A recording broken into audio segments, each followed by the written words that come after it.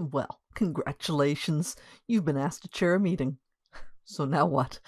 It might feel a little overwhelming at first, but it is easy. CRTO has rules of order, which are easily accessible online in Schedule B, Bylaw 2. But I'm going to go over a few things here. It's useful to have a copy of this and other bylaws handy, though, when you're running a meeting. And you'll also find it helpful to have a list of all committees and their members. Of course, your life is infinitely easier when the agenda is well planned. There is a format, and staff will assist.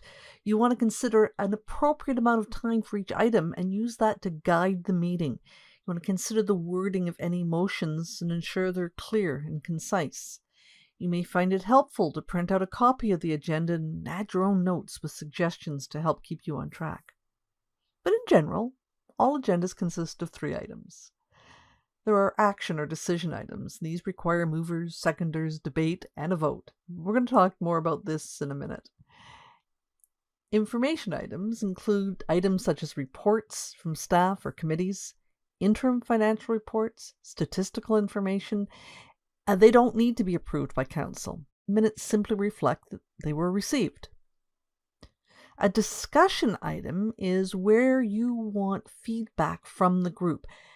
And it really is helpful if you ask for specific feedback. You can consult with the person that's presenting the item to provide both a time frame and suggestions to focus on during the discussion. For example, we've allowed 20 minutes to discuss the results of a recent survey. In particular, we welcome suggestions on how we could address item 3. And sometimes, as the result of a discussion, it seems that some action could be taken. And the chair, you, on hearing suggestions for action, should ask if someone would like to frame it as a motion. And decision items are referred to as motions. Whether they originate from a member, a committee, or the chair, the process is always the same. Once the motion has been made, call for a seconder. Then reread the motion and open the debate. This just helps people focus. Usually the person who moved the item will speak first. After debate, restate the motion and call the question, all in favor or opposed, and CRTO uses a simple show of hands. And then announce the vote by restating the motion, has carried or been defeated. This helps the recording secretary and it keeps all your members fully aware of what's going on. For routine motions, when there's likely going to be no debate, you can simplify the process. After the motion is made and seconded, you can say, if there is no objection, we will adopt the motion to and read it out loud. This is acceptable, but be careful that you don't accidentally stifle input. If a member does have an objection, then just ask for the debate, vote, and announce the vote.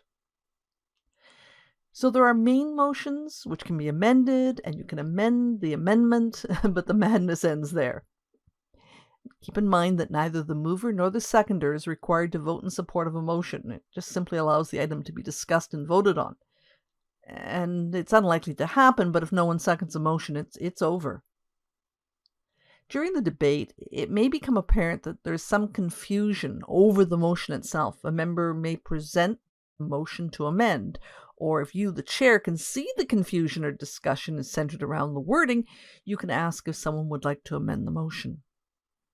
Amendments can add words or sentences, remove certain words or sentences, or any combination. It adds clarity, but should not change the substance of the motion.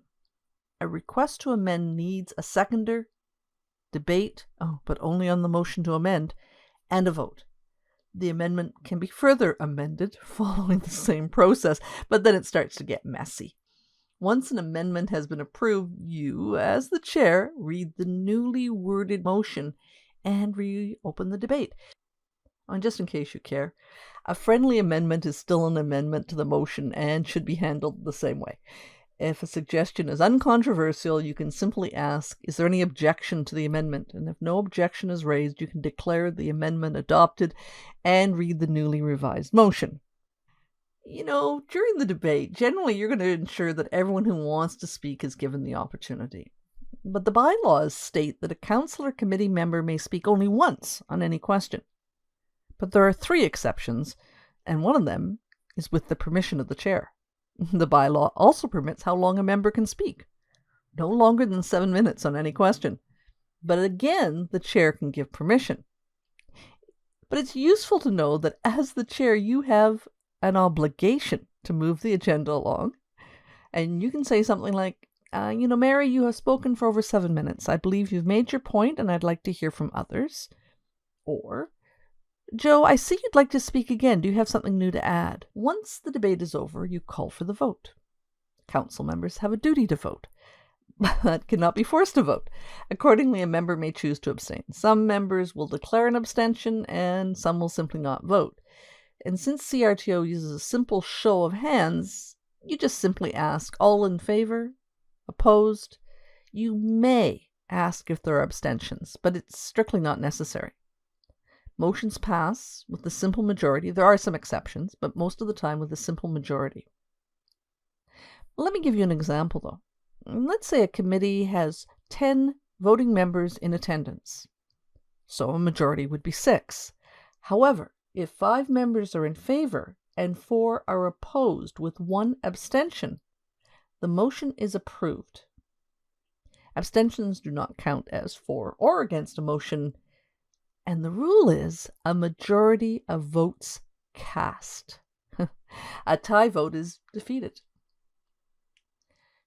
One really common question is, can the chair make motions, speak in debate, and vote? As a member of the voting body, you have the same rights and privileges as all other members. But you know what? Best practice is that at council meetings, you refrain from exercising these rights in order to remain impartial. If the vote is tied, you can vote in favor if you desire. If a motion passes with only 1 vote, you may vote to create a tie and cause the motion to fail. So generally, you will try to maintain the status quo. The bylaws do specify the chair of committees does cast a vote. So we've talked about main motion and amending the motions, but there's a few other things that are useful to you. Now in Schedule B of the Bylaw 2, you see this. We've discussed amending a motion, so here's a brief summary of the other possible motions. You can postpone an item. This would be used when in the middle of a debate you want to put off the vote. Rather than defeat the item, the speaker says, I move to postpone the matter until sometime later in this meeting or a future date. You can also have a motion to postpone indefinitely, which basically disposes of an item, and it can be brought up at a future meeting. This motion, postpone an item, requires a seconder and is debatable. This one's used to end the current debate, and it asks you, as the chair, to call the vote. The correct procedure is for the member to wait until they've been allowed to speak and to say, I move to put or call the question. It does require a seconder. It's not debatable.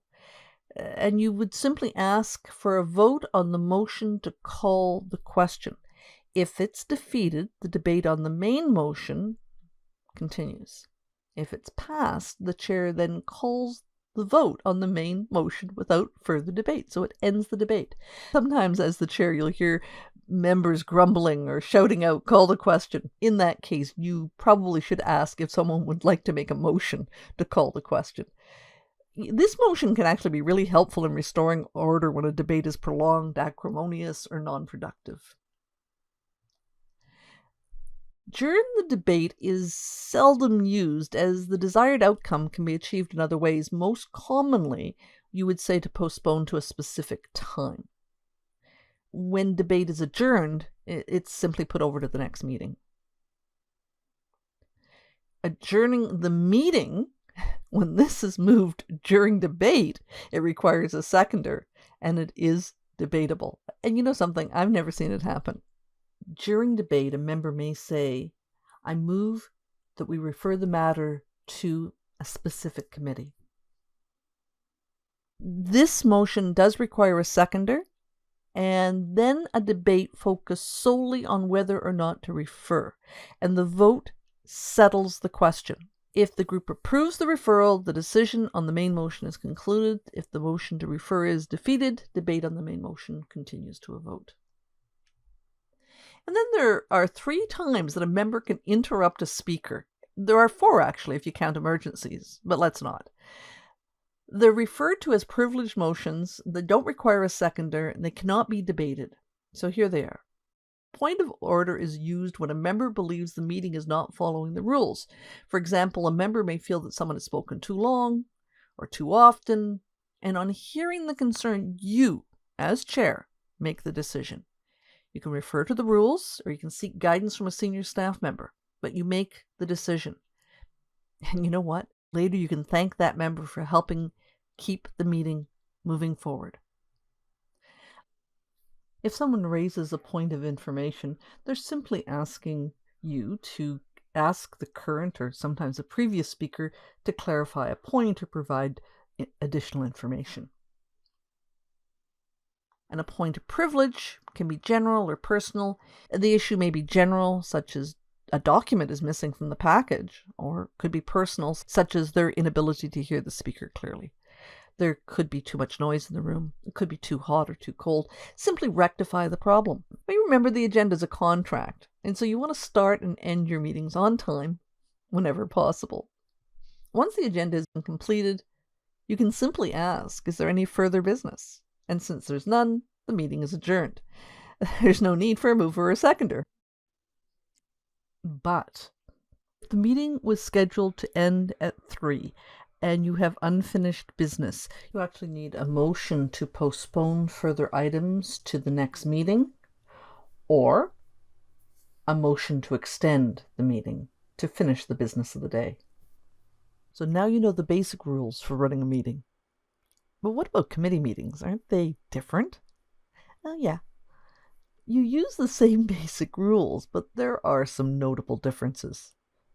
The first and most important thing about chairing a committee is you need to understand the mandate of the committee. You need a firm understanding of why the committee exists. And you're going to find guidance in the terms of reference. You want to familiarize yourself with this document. You need clarity to help the committee members understand what's expected of them. And yet, committee meetings are usually much less formal. As the committee chair, you do have the right to make motions and will often be the most active participant in the discussion and sometimes in the work of the committee. Committees exist for a reason, so they're very purpose structured. For example, statutory committee meetings are often led by staff. This causes some folks to think that the committee then supports the work of staff, even though the reverse is true. Again, understanding what the committee is designed to do, what work is that needs to be done, and then you can help the committee members understand the value and the purpose of the work. Rules are meant to facilitate the smooth running of meetings. And the truth is, most meetings will move along nicely without much fuss. But if things get hairy, knowing the rules can get things back on track. It's not a sign of weakness or incompetence to refer to the rules or ask for assistance. And when all else fails, trust yourself. Do what's best for the committee or council. Just keep calm and carry on. So that's it for now. I hope you found this video useful. Thanks very much for your attention, and bye for now.